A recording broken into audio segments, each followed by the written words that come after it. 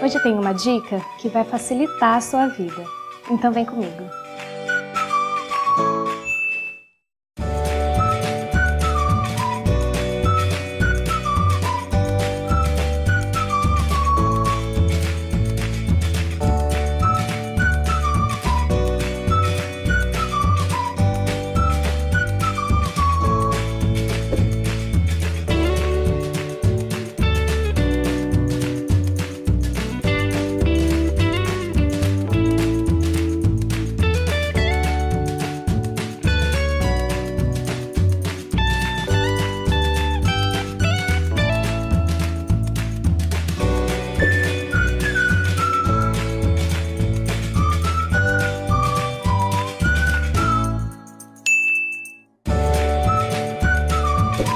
Para dúvidas ou sugestões, mande mensagem para o e-mail que aparece na tela.